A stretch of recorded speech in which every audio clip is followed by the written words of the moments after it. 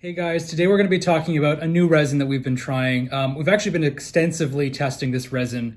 We got this resin from a company called Sartomer, forgive my pronunciation, which is the parent company of the manufacturer CPS, otherwise known as Colorado Photopolymer Solutions. Both of them are a part of the Archimer group. And we will, of course, be putting the link in the video description where you can buy this resin. So this specific resin is called IC163. Not as inventive as some of the other ones that we've heard of, like power resins and Apply Labs and stuff like that. It's not very dynamic, but I will assure you that this resin is very good.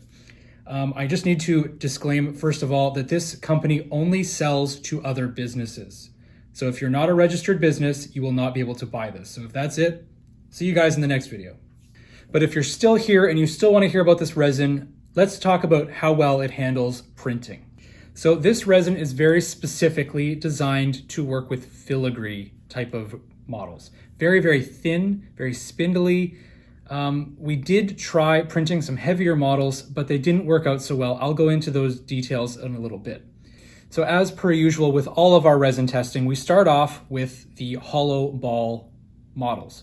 And these ones are specifically designed to help us get the right kind of exposure because we know that there's a set weight for these. We can tell just by looking at it. If it prints this incredibly fine structure, then we know it's going to be good to move on.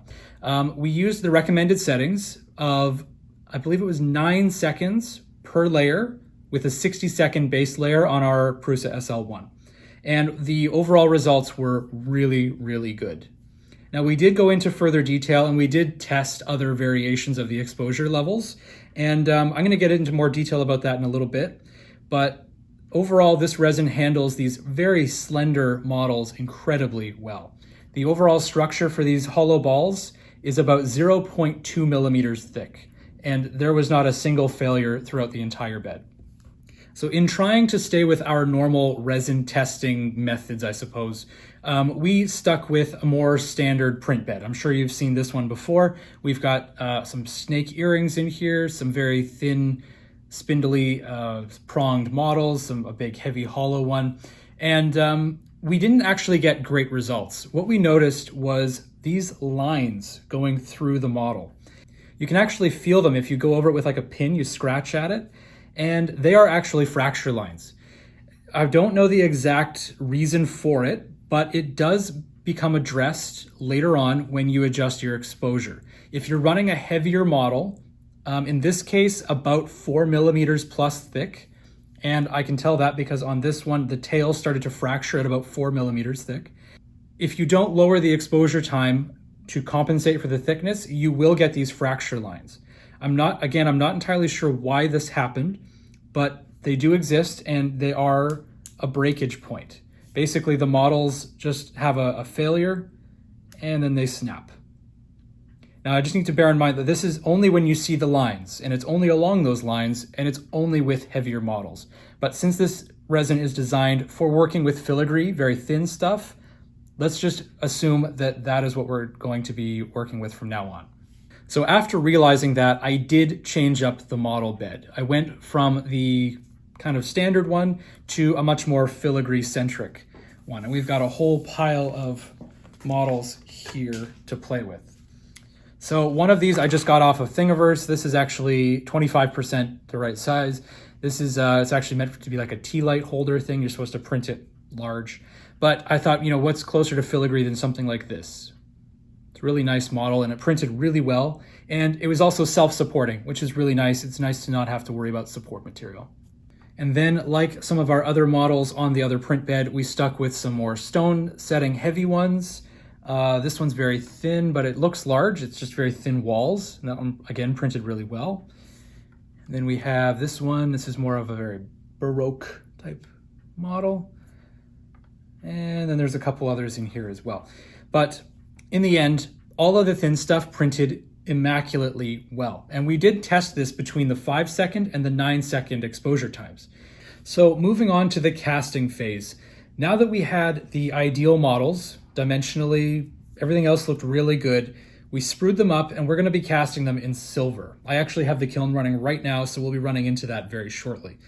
I sprued them up as per usual with our normal spruing wax, using R&R Plasticast with no additives, so no boric acid. We're also using a small flask, but something to note that I am doing a little different is I've added a little bit more metal to the melter.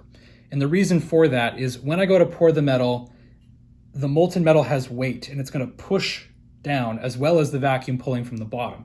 So it's hopefully going to give these very thin models more of a chance to come out well. So I'm going to do that cast right now, and I will be right back and show you guys those results.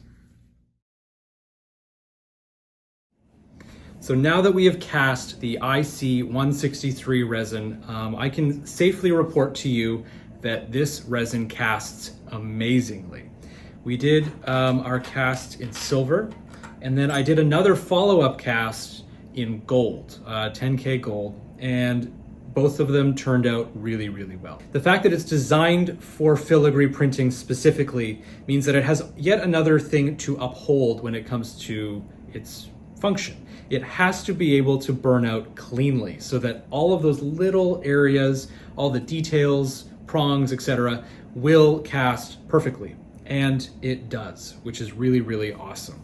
So let's take a look at these models and castings. I have some of the extra models from doing multiple print runs, and this is one of the ones that we carry out through a lot of our different designs. This one turned out pretty well. There was a little bit on the other side, and you can see here on the top, a little bit of porosity. I don't attribute that to the resin at all. This is mostly casting issues in any of these models. This next one is a leopard, and this one's like full of micro pave, and it turned out okay. There's a little bit of issues on the bottom there, but nothing, again, that I would attribute to the resin. This one's really difficult. I've never cast this one before, but it's really, really solid.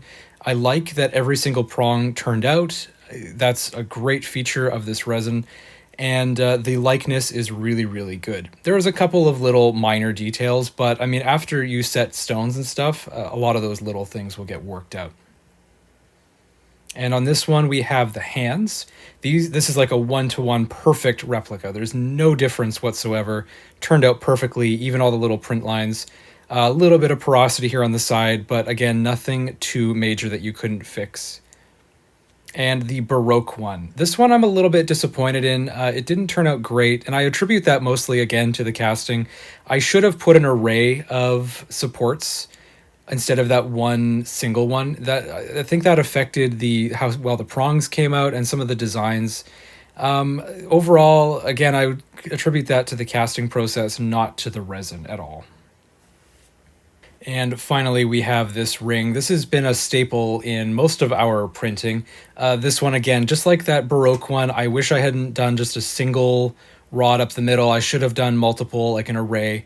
And overall, this one actually turned out really good. There's a little bit of porosity on the sides that, that array wouldn't have fixed, but one of the prongs came out a little bit short, and it could have been a little bit better. So overall, this resin is really, really good. And I would definitely consider using this in the future, especially with thin designs. So that's all for this video. Thank you very much for watching. If you like this content, please like and subscribe. And if you're interested in any of the other resins that we have reviewed and tried, please take a look at those videos because they are available. If you want to see our ranked list, see the link in the video description below. It is on our website blog, where we will be updating various resins as we use them, writing articles and putting in a little bit more information that is relevant to that resin, like printer profiles, other pictures, things that we couldn't fit into the video. So I will see you guys in the next one.